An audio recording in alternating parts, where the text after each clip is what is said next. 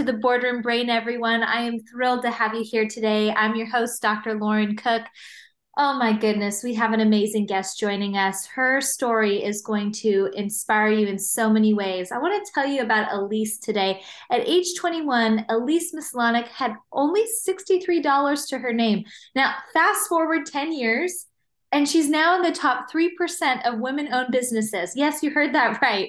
Alyse and her team have taken Redefined Advisors from $1,500 in monthly recurring revenue to more than $1 million in annual recurring revenue in less than 1 year. Now, Alyse's childhood inspired her work in improving the educational system for children in need. She understands the significant role that education plays in stopping cycles of generational poverty and founded Redefined Advisors to solve that exact problem. Alyse believes that all children should have access to quality education. Alyse, when I heard about you, I knew we needed to have you on the show because what an incredible story. Thank you so much for coming on today. Yeah, thank you for having me, Lauren. I'm really excited to be here. Well, let's dive in. I've got some questions queued up for you here. One question we love to ask on the show to kick it off for our friends watching on YouTube. You always see the bookcase behind me. I love to read. We have the Boardroom, we obviously have the Boardroom Brain podcast, but we also have the Brain Health Book Club, where we're always featuring different psychology, self-help books. Alyse, anything that you've read recently, or maybe a book that you love that was just a game changer for you that our listeners should know about? Yeah, it's so interesting that that's the question that you ask all of your podcast guests, because I am currently reading Rage Becomes Her, which Oh, is really a deep dive into how anger can be positive and how we should embrace it. And I'm writing a memoir currently, so I've put on the back burner other people's books, and currently really diving into my story and getting the pen to paper and getting that completed. oh, I can't wait for that. I'm in the book writing process myself. I'm in the editing stage with my editor, and it's a whole process. Do you know the timeline of your book so we can keep an eye out on it? Sure. So we should have the final manuscript around June. So we're in the beginning stages. The first chapter is written, and I just look forward to having my story out there, and just being able to go through every single up and down that I've gone through and see where you are now. I think it's so cathartic. Well, let's get into your story. I think many people would agree that being intentional about making sure our children get the education that we need, what drew you to this? Tell us a little bit about what makes you so passionate about children's education specifically. Yeah. So when I was growing up, we came from an economically disadvantaged family, and there was some struggle, some trauma that we went through as in our childhood. And I was fortunate enough to receive a need-based scholarship to attend another school. And it came at a great time because I was really seen in the school that I was at as like a defiant child, right? And it wasn't necessarily me being defiant, but I would always ask why, Mm. and because I look back now and it's because I needed to be tied to that purpose, but oftentimes it came across as defiant. So I received that scholarship and it made it affordable for me to go to a different school. And while I was there, I just felt seen and loved and felt worthy that, yeah, maybe I can, break this cycle of generational trauma, and it gave me so much inspiration to go forward in life and make something of everything that I had been through. So that has been so important to me, realizing that through a simple act of kindness, through a tax credit program in Pennsylvania, someone redirected their tax dollars to the scholarship fund for me. And I realized, wow, like that was such a pivotal moment, such a catalyst to growth for me, that I wanted to make sure that I did that as much as I could for other kids to give them that hand up that they need. Mm-hmm. Mm-hmm. And do you feel like that was a huge turning point in your life, getting that opportunity? Do you think that changed the trajectory of things for you? I mean, that's an amazing opportunity that came into play, it sounds like. Yeah, it definitely played a role. I think for the first time, I really was surrounded by just such a diverse community where I had not been in my previous educational experience. And so that was kind of the start of me realizing like things could be different. Now it would take me several years to actually make changes. But looking back on my life, it definitely was the start of that wheel kind of turning in, hey, I think you can make it. Mm-hmm. Oh, that's incredible. And tell us where Redefined comes into the picture with this. How Redefined is maybe making this possible for other kids too. Sure. So I was just 6 weeks postpartum. I gave birth to my third child, and I had this feeling that I needed to start my own company and start raising these funds for kids, that the same scholarships as I received. And I kept ignoring it because I thought, like, this is a terrible time to actually go and like quit my job and start a business. But it just kept getting more uncomfortable in my skin every single day that I would ignore it. And one day I called my coworker and I said, I'm going to do this. I have never believed in myself. I think just with the childhood that I had, I never felt confident enough in myself. And I was like, I'm in my 30s now. I'm going to do it. Right. So Mm-hmm. I did. I quit my job and I started RedefineED Advisors, which is a development company for non-public and private schools where we can raise financial aid for underprivileged students for that school. So students can attend Mm-hmm. with no matter what their financial background is, right? And give kids that opportunity. But we sit here today in our first year, we raised $8.5 million for student. Yeah.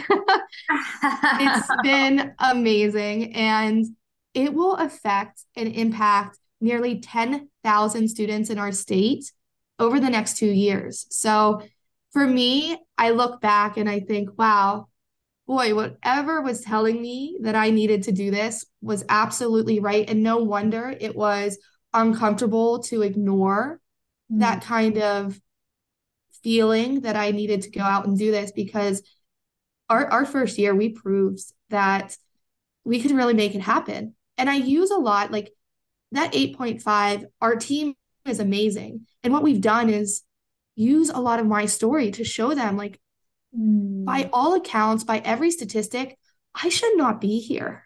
Do you know what I mean? Like, I should not be here. But because of that scholarship, it played such a role in reversing the path that I was on. And how cool would it be if all these donors came together and made it happen? Mm-hmm. And it really did. And it's been wonderful to see hundreds of donors come together and redirect the taxes that they already are paying. They get to redirect them to these scholarship programs. So yeah, it's been so cool Oh to my see the God. impact. Yes. That's amazing. That is so inspiring. I think people are going to be floored when they hear that. And let's bring this now to every state. I know you're in Pennsylvania. This is incredible. I mean, what changed for you? I think people will hear that and people may be at a place too. I hear all the time of like, do I stay at my job? Do I leave? What do I do? What changed for you? Was it having your third kiddo, or what was the thing that made the difference to It- switch? that's such a good question. I think it's a two-part answer. So number one, I guess I do have a little bit of a defiant streak. So I had an old boss that just kind of told me like I couldn't do it, right? And that's never a good thing to do to me. So yeah, that drove me to the point where I was like, no, I'm tired of having people limit me and tell me what boundaries and what boxes that I should fit in. Mm. And I was also really like postpartum, so I you know how that goes. But I had just had my third child, Isaac, and I just kept looking at their faces and I kept remembering that I want them to know that they can forge their own path. Mm, And how unkind or wrong of me to not show them by actions mm, that they can do that, right? So I remember my mom telling me all of these wonderful philosophical, pieces of advice, right? But if she wasn't putting them into action, that's not really how I learned, right? So it was really important for me to put that action behind what I'm trying to teach my kids. oh, what a beautiful example to really practice what you preach and show. I'm the same way, if we're ever going to work through imposter syndrome, we have to behaviorally show ourselves we can do it. We can't just talk about it, I'm pregnant myself right now with my first one. So Oh, it's so exciting. Congratulations. thank you. I'm super excited. Little boy on the way. But it does. We've had a lot of parents on the show, and it seems like having kids changes the perspective sometimes on things. Yes, it really does. And I always, when I was growing up, I just would remember thinking about the situations that I was in and what it would be like and what I would do when I had my own kids, right?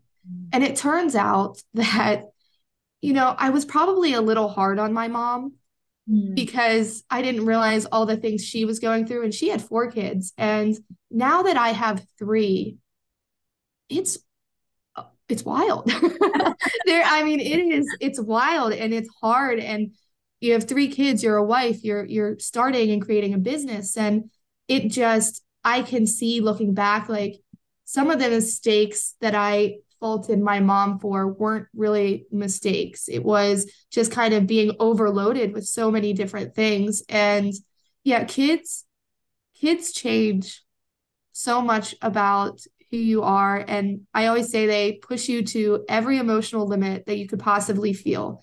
And it's beautiful though, because you don't even I didn't have the type of that capacity to love in the way that I do now before I had kids. It like opened up so many different chambers. And I don't know how to explain it, but then, they do something wild and you're like, oh my gosh, and then 2 seconds later they say, I love you, mommy, and I'm melted. So I love that. It opens you up in all the ways. You feel all the.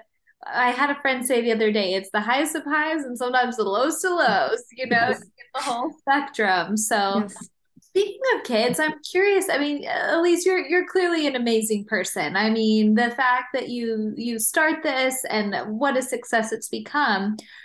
I'm curious, like when you look back on the Alyse as a little kid, I know you say like I had that defiant streak, which is such a strength. Do you feel like that's been there all along and that's what's helped you get to this place now? Or do you feel like you've cultivated things along the way that have gotten you to this point? That's a really good question. Because I was going through like so much trauma at home, I was probably that really weird daughter that I would walk to like this church by myself and convince myself like I wanted to be a nun. And I just would find refuge really in this church in like 5th grade. It was so wild looking back. But, and I would write in my journal. And I remember saying, like, I remember this cannot be the existence that God has in store for me.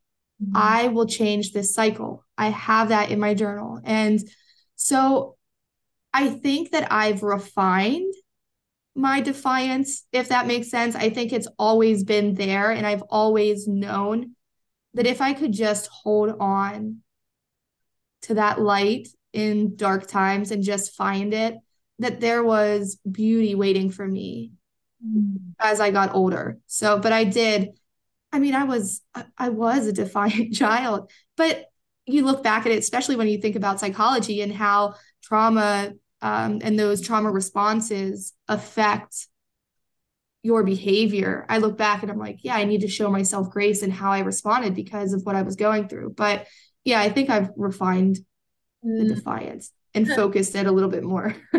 Diamond continues to get polished, it sounds like. And I Yes. hear also there was such a sense of hope in you too. Like this will change with me. Like I have hope that it can get better. I'm curious if you do have maybe any words of inspiration for somebody listening today who is lacking some hope in their life, whether they're anywhere from a teenager to somebody kind of maybe going through a midlife crisis. Like how Sure. were you able to channel that hope and keep going? First, for anyone going through those dark times, I have been there. I have been driving in my car at nighttime, slamming the steering wheel, saying, God, what do you want from me? I cannot take any more. Take it off of me. And I would cry at just driving around like this cannot be my life. I would say that you have to find beauty in something. And I know this sounds so small, but I remember not having any hope. And I decided I'm going to find beauty in the sunrise, right? And just knowing and seeing that come up every day, that steady sunrise that you could count on, right? When you couldn't count on anything else, that knowing I could count on that every morning was so powerful to me. Mm. And for those that are going through it, trust me, I know it is hard and it seems dark, but you have it in you. It is in there, right? It is in there, and you just have to connect with it. Mm, mm. I so agree with that. I'm such a big proponent of gratitude, which I think is in a really similar vein, and the idea that like gratitude is not about ignoring our pains, or pushing it to the side, but just making a little bit more room to see that there are still little bits of goodness happening in our lives, We need that to hold us out. Absolutely. Yeah, absolutely. Mm, mm. Okay, so hope for you has been such a central feature. We talk a lot on this show about mental health. That is a big staple in the work that we do. I mean, how do you make your mental health a priority now as a business owner, taking this on as a mom? Like, how do you integrate your own mental health in your journey? Sure. So it's funny. I did not learn this until my 30s, so it took me a long time. It took me a long time to realize that every part of who I was shaped from all the trauma that I'd been through, right? So like even how I talked to my husband or how I looked at my kids or all of those things were shaped by past experiences. So for me, it took a lot of therapy, a lot to try to figure out who I was, right? Like I think for so long when you are going through a hard time, it's almost weird how much we mold ourselves to our trauma. And Mm, then you're scared to let that go because then it's like how you define yourself, right? And for me, so what I do now is I really try my best, especially with, family that have hurt me, right? yeah. Or, certain people that have really done me wrong. I really try to get in their shoes and realize like if I was them, right? And had been through everything that they had been, how would have I reacted, right? Like how, and they didn't heal, right? And so I actually have a lot of empathy and sadness for them because they responded in that way because they had not healed themselves. Mm, And one of the other things that I do is I look at a picture of myself at 6 years old. mm, And for all the times that I'm told it's my fault and it was my fault and you deserved it and all of those other things, when I feel like that, I look at that picture and mm, I'm like, there's no way. There's no way. And I look at my kids and I'm like, there's no way. mm, There's no way that girl deserved what had happened? mhm. So those are the things that I do. And in my business, I am very, we got really lucky because we can kind of pick and choose the clients that we bring on, right? Mhm. And we know the word no. Like we're not scared to say no if it's going to overload us or, throw us off in our lives. We created this company because we want to enjoy our families and also make a difference. So we are very aware of that. And it's at the forefront of who we are and our mission and our values of the company. Mm-hmm. Mm-hmm. Yeah, absolutely. Well, and I'm curious, like, how are you seeing this play out? Like, have you been able to, do you like partner with any specific kids, or do you get to find out where these scholarships go? Like, how are you seeing this directly change lives? Yeah, so it's really cool. I do know who all of the scholarships go to, which is really, really cool. Wow. That is phenomenal. But I also created it's called the Triumph Over Tragedy Scholarship Award. And it's additional funding that I personally, like our company personally gives to students that have really, overcome some unspeakable trauma, right? So that to me is awesome to see those students get that kind of hand up. But we see it play out a little bit, but I always say, like, we're not even at the point where we're going to see the change. Mm-hmm. Because for me, it took me until like my late 20s to realize like this scholarship was a big turning point in my life, right? So oftentimes, the same thing with like teachers, they won't know their true impact until many decades later sometimes. So I look forward to just seeing it play out year over year. And I think in that first year, I don't think we'll see the type of impact yet because it's generational. Yes, yes. You are creating generational change, which is it's beyond inspiring. It really Mhm. is. And I think, a lot of people listening are maybe thinking, this is amazing. Like, how did she do this? Like, tell folks a little bit who may have the same passion, but Mhm. maybe don't know what skills they need to cultivate to do this. Like, how were you able to do this?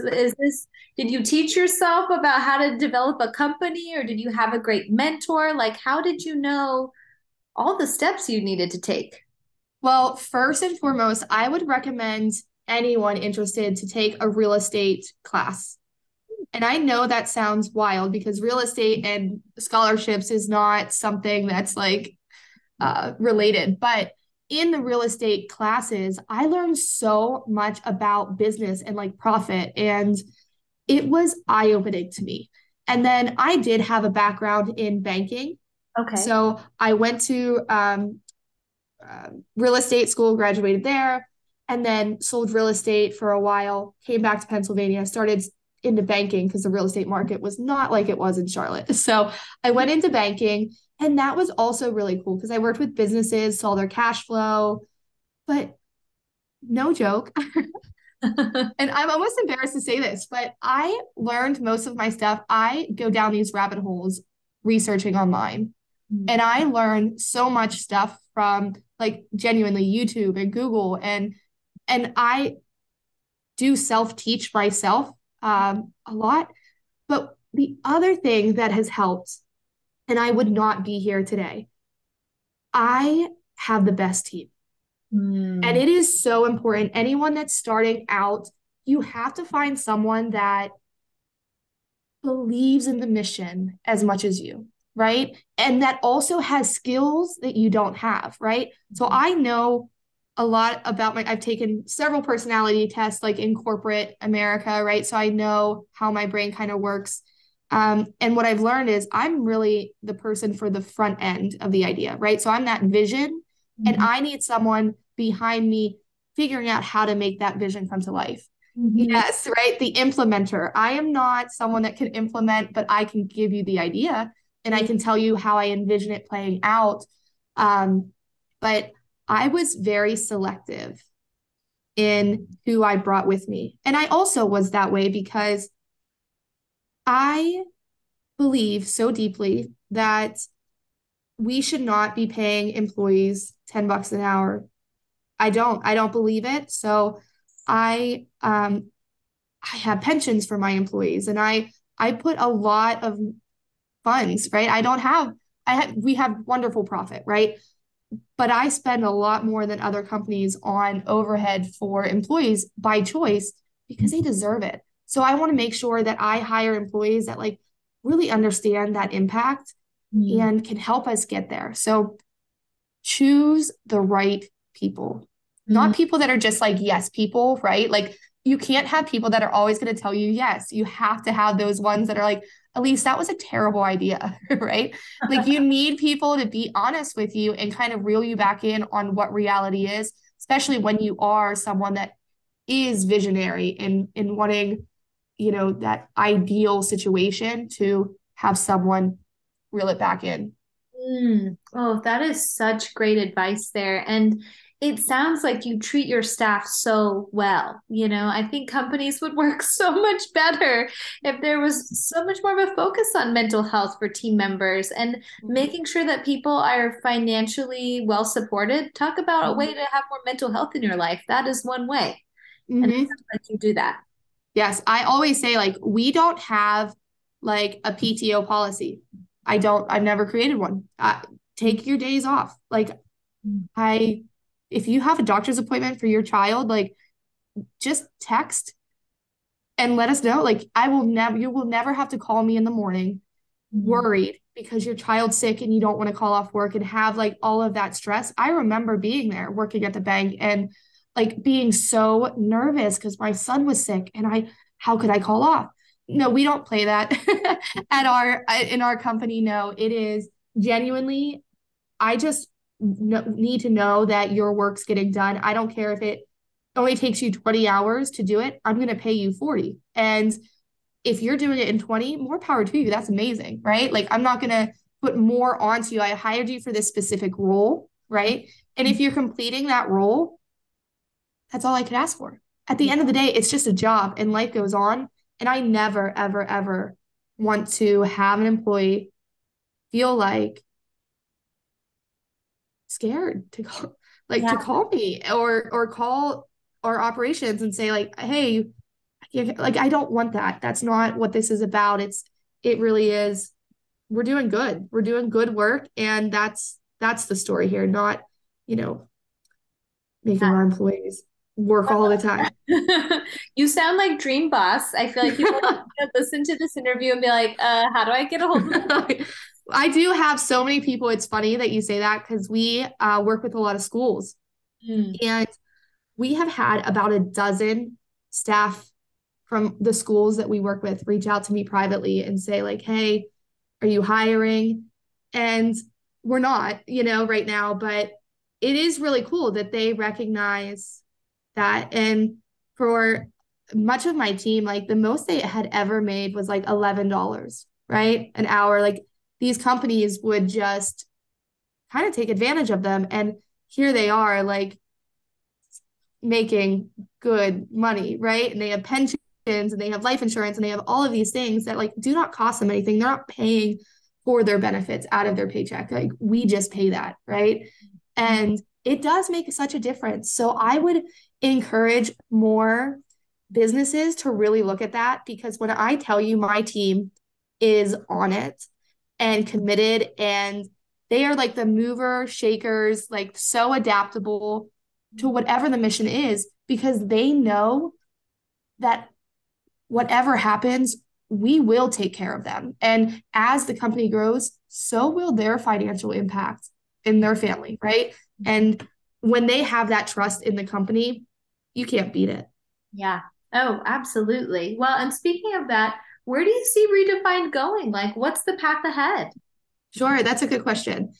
So for Redefine, we actually just developed this really cool enrollment technology capability that um, basically makes the admission process for non-public and private schools much better in that only 4%, this is crazy, only 4% of interested families that go to a school's website actually make the first contact. Wow. Only 4%. So then there's like private schools that are trying to grow enrollment off only 4%. Well, our technology actually unlocks the other 96%, Hmm. which is phenomenal. So now they can actually reach out and talk about financial aid and try to get them in. So we actually just released that today.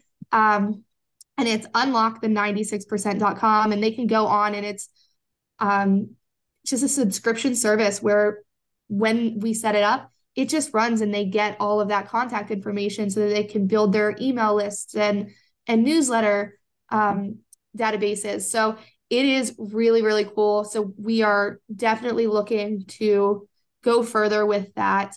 And then also, more states have implemented this tax credit program. There's, I think, 13 now. Oh, okay. Yes. And we just successfully, the last 6 months, raised about $5 million just off Zoom. Off Oh, Zoom. And we wanted to test that first before we went into other states because we don't want to be traveling out of state when we have kids. So we were like, well, let's try if we can, raise money through Zoom, then we can enter other states. And it worked. So we're looking forward to, we just entered into Georgia. They have what's called the GRACE program. And so, yeah, we look forward to making an impact all across the US because kids, there needs to be equity in education, regardless of income, geographic location, right? So I don't, Pennsylvania is my home state. So yes, I care about it, right? But I care about kids in California, Texas, Georgia, like all of the states, and they all deserve a hand up. So we won't stop until we get to that point. that is amazing. I'm so excited that we're featuring this today because people need to be hearing about this. Tell us, how do you, as you manage all of this, what are your secrets to success in terms of well-being? Like, do you have any daily practices that you do to keep yourself grounded, to not let burnout get a hold of you? Or maybe you're like, no, Lauren, I am a little burned out, to be honest. But how do you manage your own self-care and well-being through all this? It goes back to that kind of nature. So when I do feel myself, and again, I do it, I have a really bad thing with like noises. So if things like someone's talking, I can't, it really like fries me, right? So I will actually remove myself outside and listen to gospel music while I look up at the stars and the sun, right? Depending on what time it is, because that really grounds me just to see like I am this big, right? Like, and my problems are even smaller, right? And so that has always really helped me to just take a time out because I never want to be like how I grew up where you just snap, right? Like I don't want that. And so I recognize now, like, take a deep breath, walk outside and just connect with the world, right? Before you make problems, you know? Amen. Amen. It sounds like we're both believers. We don't talk too much on this show about faith necessarily, but honestly, faith is a huge part of people's lives. It's not just, to your family life or your personal life, it's a part of your professional life too, and I don't know if you feel comfortable sharing that if your faith has made an impact in the work you do or who you are as a person today, but I get hints from you that it's been something that's been a big part of your journey. Yeah, it's really interesting. So I converted to being Catholic whenever I was in fifth grade, going to just myself. I was the only one in my family. And I just decided in fifth grade I was going to become Catholic. But it was really not, maybe, I know this sounds maybe awful, but it wasn't necessarily about the faith itself. It was, I would look at these nuns and I would look at these priests and they had nothing, but they had joy. And I just wanted that so badly. I wanted whatever joy that they had to be mine, right? So for me, I feel like I'm that typical statistic of like a millennial where I believe, right? There, for me, there is no other explanation, right? Like there is something, right?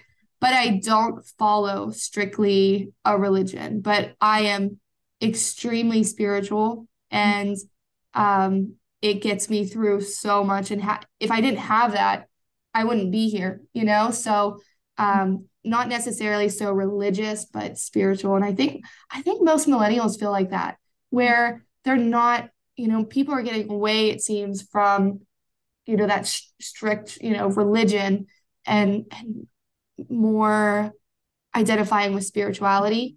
And but yeah, it does. It plays a big role, and it did for me, and it allowed me to hang on through some really, really tough times. Oh, thank you for sharing that. I appreciate that because we're so multidimensional as people. We're not, one thing is not it with our healing. It's a lot of different things. And let's be real, spirituality is a big part of that, I think, for a lot of folks. Absolutely. Last question I have for you, Alyse, and we always have our book question to start and our last question to end. What do you hope your legacy is going to be? I think about that all the time.